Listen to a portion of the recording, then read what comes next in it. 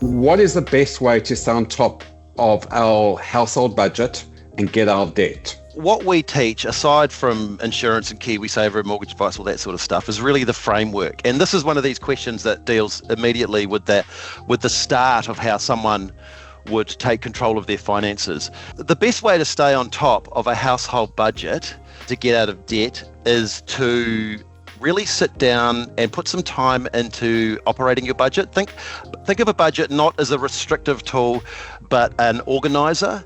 It's not designed to pull things away or out of your life. It's designed to give you certainty. So when you do a budget, really sit down and find your expenses. Wherever possible, automate those expenses. Automate all of your bills and your utilities and all that sort of stuff. Give yourself a fixed amount to have as personal spending money, but allocate as much as you can to get out of debt. For anyone who's listening who's feeling in debt, what we recommend you do to get out of debt is do your budget. You've got your income, you've got your expenses. You want to create a surplus. You want the biggest possible surplus that you can have. Once you've built that surplus, we want you to start the snowball method with your debt. Line up all your debts from smallest to largest. Leave your mortgage out of it. If you've got one of it, I'm talking about all of your consumer debt. If you are in a lot of debt, quite simply, it means you've been living outside your means.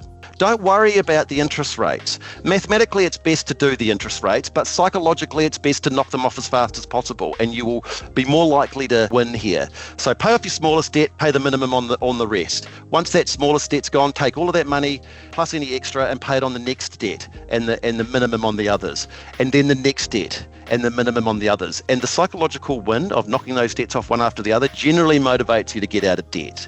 Jeremy, how do you stick to savings without dipping into it and without relying on Afterpay type apps? Again, do a sharp budget, stick to it, and live within your means. A lot of this is psychological. It's so easy to buy something these days if you don't have money. It's so easy to go and buy something if you're broke. You can go buy a car off a car yard and be a bankrupt. You can get Afterpay. Remember this, Afterpay is not designed for you, the consumer. It's designed for a merchant to be able to sell their products to people with no money. So the budget is absolutely the key to freedom. How do you practically manage and keep track of your spending? How do you allocate that money? And how many accounts should you have? And how do you include a credit card in between? Yeah, don't use a credit card. I mean, what do you want a credit card for? A credit card is just a loan. It means you're spending money you haven't got. It's become normalized to have a credit card. What I want anyone listening who's struggling with debt to take away from this is that if you can't buy it outright with your own money, you cannot afford it. Once you get that mentality, you'll start to see money stacking up. I want you to defer gratification. I want you to defer a holiday, or maybe just go somewhere close to a camping ground. I want you to be tight on Christmas, because if you do the hard yards up front and defer gratification and get the team, the family on board, it won't take long before you have money and never need debt again. And that feeling of well-being, and this is what this is all about, well-being, right? It just makes your life so happy. How to allocate money. Automate all your bills, which I said, but with your spending money, a trick that I have used in the past, I haven't always been awesome, I'm good now, was my allocation for my spending money, I'd take it out with cash and put it in my wallet. And that was it. You don't need a whole bunch of accounts. Me personally, I've got an account for my personal, my wife has a personal account. We throw all of the joint bills into one account and that pays for our whole life. We also have another account that we put a little bit in for holidays every year at Christmas and another one for home improvements. And they fill up and dishwasher blows. I've got money there to buy another one. So just being organised. How do you go about debt consolidation with a bank? This is the bigger problem about a debt consolidation loan with the bank. I mean, obviously we know that if they're saying no, you're a bad risk. They're worried about it being paid back, which they're allowed to be. If you're falling behind, call the people that you owe the money to, tell them you're struggling, do a plan. Get out of this mentality that you need a debt consolidation loan, because all you're doing is replacing one loan for the other, constantly staying in debt. You know, like one man's debt is another man's assets. This is also another good question. Once you're debt free, congrats. Yep. Awesome. What's the best advice for building up savings for retirement for a couple on one income? I would say to you, if you're debt free, and I'm thinking maybe mortgage free, and you're probably in your 50s, you need to talk to an advisor about a managed fund. You can do bank account, get interest. You can do a term deposit, get a little bit more. Or you could invest your money in something like a KiwiSaver or a super that's not actually a KiwiSaver or a super. It's a managed fund. How we do it is we look how much you want, we look how much you're going to get, and we can actually map out when you'll hit those milestones. And we can also segment your investments. Part of that we can invest maybe in a growth fund, the rest in a balanced, and money closer we can invest it in a conservative fund. So I would say managed funds, but it really comes down to how comfortable you'll feel. If you've got a little bit of extra money, you got extra, say $50 a week, should you be putting it in your mortgage or increase your KiwiSaver contributions? It depends where you are in your mortgage life and where you are in your age. It's a big ask to expect someone to get rid of their mortgage debt before they start investing. You'll miss out on too much time. Think about it this way. If you're paying 5% on a mortgage, like I'm just being real like in the middle of the road here, but an advisor can get you 15 or 10% per annum, I would say split it up. Talk to an advisor, because we want to extinguish that debt as quickly as possible, but we also want to start our compounding journey. As an example, with my Sharesies account, I don't know if anyone's got a Sharesies account. I love investing. I live and breathe it. I started 5.5 years ago. I just started putting $24 in, which was my lotto money. If you're wasting money on lotto, put it in a Sharesies account. And 5.5 years later, I've put in $60,000 because I started putting in more, and it's returned me $52,000. So you want to get a bit of that action over paying off a mortgage. What are the best ways to pay your mortgage or foster? Look, there's structures you could look at in New Zealand. If you happen to have a mortgage and you have a bit of cash lying around, you can do an offset account. The best way to do it is to really drill down on how you manage your money in your household. Really drill down on eking out the best, most efficient way to pay your bills and have what's left over, and just put a little bit on. So if you get lump sums, treat yourself. Put some in your investment, bang some on the mortgage. Can you refinance a mortgage with your bank while you still have 1 or 2 years left on your term agreement? Yep, 100%. You just break your fixed rate. They will give you a cost to that.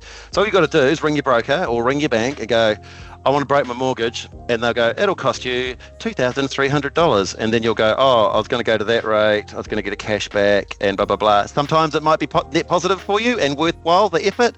Usually it's just a little bit going to cost you something, and that's when you've got to decide, oh, might as well just leave it. So you can, but find out how much it's going to cost. It'll determine whether you actually push the button on it.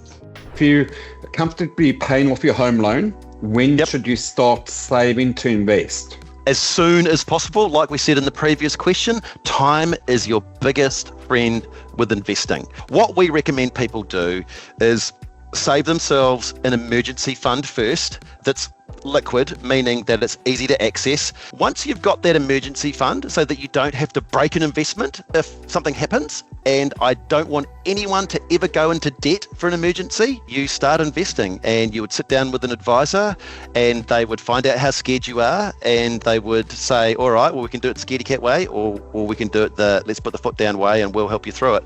So as soon as possible, I would say, comfortably paying person. What's the best way to start saving for house deposit while managing student loans and living expenses? Are there specific KiwiSaver strategies or contribution levels that can help accelerate this goal?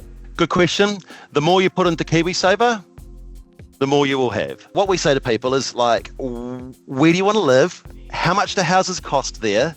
Give a rough idea of a deposit that you may need today. How long before my KiwiSaver hits the amount that I need? And then you'll know the time frame between now and a realistic, because everyone goes early, oh, I'll have enough in 5 years. They never do. But when it comes to student loan living expenses, you've got to do that budget, and you've got to be strict. Just do it quietly. A pen and paper will do. You can do a spreadsheet if you want, and you just stick to it. And after 3 months of sticking to a solid budget or a financial plan like that, you'll see the outcomes and you're on your way. And when you know it's there, you can do it, it'll propel you forward. How do you prevent the lump sum losing value over time while keeping it accessible? So often when you lock away in long-term deposits, you have penalties when you need the money. The big question mark I've got with this question is like how long are you looking for? If you're worried about losing value through inflation over a 6-month period, I wouldn't worry about it. Keep it in a high interest bearing savings account. I think you might get maybe 2%, and I know inflation's currently sitting at about, like in New Zealand, maybe 2.5, 3, but I wouldn't worry about it over that short term. Don't think that you're watching your hard-earned savings lose value in real terms. It will do over a few years, but you should be right within a 12-month period if you're house hunting. So just go for the high interest because you need the accessibility. I'm not sure of your timeframes here. If you're looking for a house over the next sort of 4 years, you should probably have a chat to an advisor and maybe, make a commitment to not touch it for 4 years and then grow your wealth, and then have a date where you want to start having a look. Is it better to pay off your mortgage as early as possible or use some of that money for other investments? With investments for our business, Super Advice, we don't advise on property investments. We will have managed fund investments like KiwiSaver. It's either in KiwiSaver or out of KiwiSaver. Like we'll have a lot of people that have their KiwiSaver, but they're also contributing to a managed fund outside of KiwiSaver because it's not bound by the rules and it's accessible should it be needed to be. But yeah, have a think about what returns you could potentially get on an investment versus the interest that you're paying on your mortgage, and realise that a mortgage is a big number. We see a lot of young people overbuy. They buy $1 million house and they should be in a $680,000 house, and they overcommit their serviceability to a mortgage. Often a mortgage advisor will try and recommend the highest amount possible because they get paid more. I love mortgage advisors. Yeah, don't overbuy. A little side thing there. Make sure that you can service your mortgage easily. When are you taking your KiwiSaver or your Super out? When are you taking it out? Because a lot of people have a mindset that they're going to get to 65 and take their money out. Well, what are you going to do with it? If you haven't got a plan for it, if you happen to arrive at retirement without a mortgage and you'll be getting a government pension, if you don't need your Super or your KiwiSaver at 65, you'll be leaving it in there. So if you're leaving it in there, how long are you leaving it in there for? Maybe you could leave it in there till you're 70. So if you have a few years, let's say you're 50, let's say you're my age, you're 52, and you've got now 13 years. 13 years is enough time for a growth fund. If you go to 70, now you've got 18 years. So depending on the time frame of when you want your money, you could growth fund it right up until about 5 years out, and then start dialing it back to a balanced and then possibly a conservative fund. But if you have plans to use it to pay off your mortgage, there'll be a little bit left over, then you plan to use it. So what you don't want to be is in a growth or a high growth fund, because you will be more affected if there's events that cause markets to decline. So it's all about how long you've got to go. But look, you should have a chat to your Super advisor or your KiwiSaver advisor. They should be able to help you with that, give you a level of comfort to go, oh, cool, I get it. Let's do that. On a single average income, how much do you need to save for someone in their 50s? You need to save as much as possible. You are driven by you. Your income from your employment is your engine. If it's going to be static, meaning that what you're getting now is going to be what you're going to be getting until you retire, you need to save as much as possible. What you can do is just sit there and imagine, what does your retirement look like? If you've got a mortgage-free house, what do you want to do? So what I say to this question, because we get it a lot, how I want you to structure your life is that you save every cent that you earn and take what you cost to survive out of your savings. Don't look at it about, I blow my money, how much do I need to have for savings? Look at it as I save every cent, man, and I keep tight around my expenses. That's what I control. And so everything else is naturally savings. Age of 40, should I direct money to my mortgage or invest in shares, bonds, etc.? Yeah, do both. At 40, look, if you're going to retire at 65, you've got 25 years.